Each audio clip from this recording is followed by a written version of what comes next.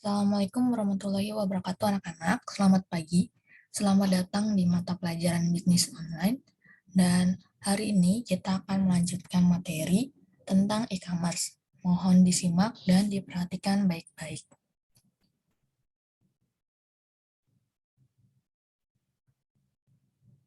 Sekarang kita akan mempelajari tentang mekanisme transaksi e-commerce. Apa aja sih mekanisme atau langkah-langkah terjadinya transaksi di e-commerce? Oke, langkah pertama. Langkah pertama yang biasa dilakukan konsumen adalah mencari produk atau jasa yang diinginkan di internet dengan cara melakukan browsing terhadap situs-situs perusahaan yang ada. Nah, melalui online katalog, konsumen itu kemudian menentukan barang-barang yang ingin dibelinya. Dan setelah selesai memasukkan atau memilih semua barang, yaitu pesanan dalam bentuk informasi ke dalam digital cart, yaitu kereta dorong digital, atau kalau kita sering tahu itu namanya keranjang di e-commerce, maka tibalah saatnya untuk melakukan pembayaran, seperti halnya membawa kereta dorong ke kasir di sebuah supermarket. Langkah selanjutnya adalah konsumen berhadapan dengan sebuah halaman situs yang menanyakan berbagai informasi sehubungan dengan proses pembayaran yang ingin dilakukan. Informasi yang biasanya ditanyakan sehubungan dengan aktivitas ini adalah sebagai berikut. Yang pertama, cara pembayaran yang ingin dilakukan oleh konsumen. Seperti misalnya konsumen mau bayarnya melalui transfer, kartu kredit, kartu debit, atau cek personal, atau yang lain sebagainya. Jika menggunakan kartu kredit misalnya, informasi lain kerap ditanyakan, seperti nama yang tercantum dalam kartu, nomor kartu, expired date, dan lain sebagainya. Contoh lain adalah jika menggunakan cek personal, biasanya selain nomor cek, ditanyakan pula nama dan alamat bank yang mengeluarkan cek tersebut.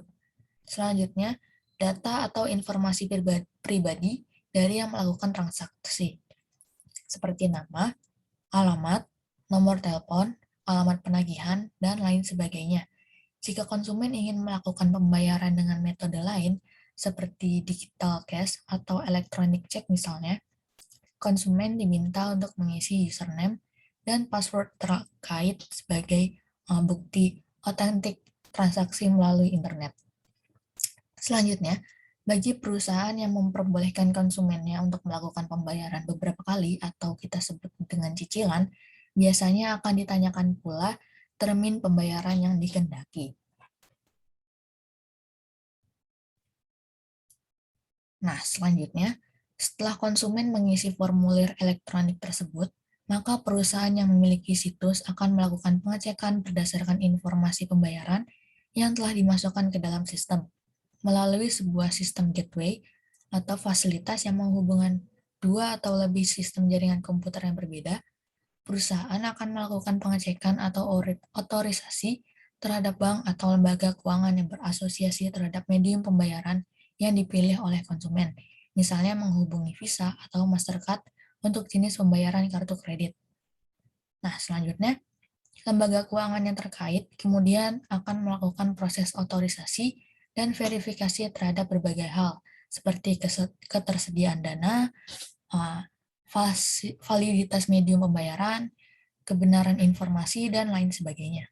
Jika metode pembayaran yang dipilih melibatkan lebih dari satu bank atau lembaga keuangan, proses otorisasi dan verifikasi akan dilakukan secara elektronik melalui jaringan komputer antar bank dan lembaga keuangan yang ada. Lalu, hasil dari proses otorisasi dan verifikasi di atas secara otomatis akan diinformasikan kepada pelanggan melalui situs perusahaan. Jika otorisasi dan verifikasi berhasil, maka konsumen dapat melakukan proses berikutnya, yaitu menunggu barang dikirimkan secara fisik ke lokasi konsumen, atau konsumen dapat melakukan download terhadap produk-produk digital, misalnya seperti data atau yang lainnya. Jika otorisasi dan verifikasi gagal, maka pesan kegagalan tersebut akan diberitahukan melalui situs yang sama. Selanjutnya, Berbagai cara itu biasa dilakukan oleh perusahaan maupun bank untuk membuktikan kepada konsumen bahwa proses pembayaran telah dilakukan dengan baik, seperti pemberitahuan melalui email mengenai status transaksi jual beli produk atau jasa yang telah dilakukan, atau pengiriman dokumen elektronik melalui email atau situs terkait yang berisi berita acara, jual beli dan kwitansi pembelian yang merinci jenis produk atau jasa yang dibeli. Berikut detail mengenai metode pembayaran yang telah dilakukan. Lalu ada pengiriman kwitansi pembayaran melalui kurir ke alamat atau ke lokasi konsumen, dan ada pencatatan transaksi pembayaran oleh bank atau lembaga keuangan yang laporannya akan diberikan secara periodik pada akhir bulan dan lain sebagainya. Selanjutnya, menyangkut transaksi pembayaran melalui internet, terdapat prinsip-prinsip yang harus diperhatikan dengan sungguh-sungguh oleh mereka yang mengembangkan sistem e-commerce, yaitu ada security, data atau informasi yang berhubungan dengan hal-hal sensitif semacam nomor kartu kredit dan password tidak boleh sampai dicuri oleh yang tidak berhak, karena dapat disalahgunakan di kemudian hari. Lalu ada confidentiality. Di sini perusahaan harus dapat menjamin bahwa tidak ada pihak lain yang mengetahui terjadinya transaksi jual beli dan pembayaran, kecuali pihak-pihak yang memang secara hukum harus mengetahuinya, misalnya adalah bank.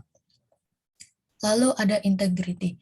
Sistem harus dapat menjamin adanya keabsahan dalam proses jual beli, yaitu harga yang tercantum dan dibayarkan itu hanya berlaku untuk jenis produk atau jasa yang telah dibeli dan disetujui bersama. Selanjutnya ada authentication, yaitu proses pengecekan kebenaran di mana pembeli maupun penjual merupakan mereka yang benar-benar berhak melakukan transaksi seperti yang dinyatakan oleh masing-masing pihak. Lalu ada authorization, ini yaitu mekanisme untuk melakukan pengecekan terhadap keabsahan dan kemampuan seorang konsumen untuk melakukan pembelian, yaitu adanya dana yang diperlukan untuk melakukan transaksi jual beli. Dan yang terakhir ada asuransi, kondisi di mana konsumen yakin bahwa perusahaan e-commerce yang ada benar-benar berkompeten dan melakukan transaksi jual beli melalui internet, yaitu tidak melanggar hukum, memiliki sistem yang aman, dan sebagainya. Selanjutnya, kita akan mempelajari tentang metode pembayaran yang ada di e-commerce. Metode pembayaran e-commerce yang pertama yaitu pembayaran elektronik. Pembayaran elektronik yaitu melalui uang elektronik atau electronic money. Itu adalah alat pembayaran non-tunai yang nilai uangnya itu disimpan secara elektronik di dalam media server atau biasa kita pakai yaitu melalui HP kita ataupun chip, itu bisa melalui e-money yang dapat dipindahkan untuk kepentingan transaksi pembayaran atau transfer data. Nah, pembayaran dengan metode ini itu dapat menggunakan internet banking, kartu kredit atau kartu debit, atau dengan uang digital yang sudah beredar seperti GoPay, OVO, Link Aja Dana, dan sebagainya. Selanjutnya, metode pembayaran e-commerce yang kedua, yaitu melalui pembayaran cash on delivery, atau yang kita sering singkat dengan COD. Transaksi pembayaran dengan metode ini itu dilakukan secara langsung. Nah, jadi penjual dan pembeli akan bertemu sesuai dengan kesepakatan, atau bisa juga dengan bantuan perantara kurir di beberapa e-commerce yang ada. Setelah menerima barang, pembeli membayarkan uang secara tunai kepada pihak penjual. Selanjutnya, metode pembayaran e-commerce yang ketiga, yaitu pembayaran lewat transfer. Pihak pembeli akan mentransfer sejumlah uang ke nomor rekening penjual. Nah, setelah membayar, barang baru akan dikirim oleh penjual melalui jasa pengiriman. Selanjutnya, ada strategi berjualan di e-commerce. Yang pertama, yaitu untuk mengaktifkan fitur gratis ongkir. Gratis ongkir ini itu menjadi salah satu daya tarik terbesar bagi para pembeli. Jadi, sebisa mungkin kita mengaktifkan fitur gratis ongkir ini di e-commerce yang kita punya. Selanjutnya ada perbanyak produk. Perbanyak produk di toko kita. Jadi, semakin banyak produk yang ada dalam etalase toko, kemungkinan mendapatkan pembeli akan lebih besar. Yang ketiga yaitu perbanyak jumlah followers toko. Hal ini itu sangat mempengaruhi performa penjualan toko, jadi semakin banyak pengikut atau followers, kemungkinan produk laku akan lebih besar. Yang keempat yaitu ikuti program khusus dari pihak e-commerce. Misal seperti program flash sale, ini dapat dilihat oleh semua pengguna di Shopee misalnya atau di Tokopedia. Sehingga mengikuti program flash sale ini bisa menjadi salah satu strategi yang tepat untuk mendatangkan pembeli. Yang kelima yang terakhir yaitu melakukan rekap penjualan. Rekap penjualan ini sangat penting untuk dilakukan karena dengan begitu akan lebih mudah untuk kita menganalisis hasil penjualan. Selanjutnya adalah cara dan langkah berjualan di e-commerce, yaitu dengan jual produk kita sendiri, atau menjadi reseller, atau menjadi dropshipper. Nanti langkah-langkahnya akan saya share di video tutorial yang akan saya beri di Google Classroom. Jadi, sekian video pembelajaran hari ini. Selanjutnya akan saya beri video tutorial untuk menjual barang di e-commerce, bisa di Shopee atau di Tokopedia, tapi kali ini kita akan belajar di Shopee. Jadi mohon disimak juga videonya, lalu kerjakan tugas yang sudah saya berikan di Google Classroom. Sekian video pembelajaran hari ini. Kurang lebihnya mohon maaf. Wassalamualaikum warahmatullahi wabarakatuh.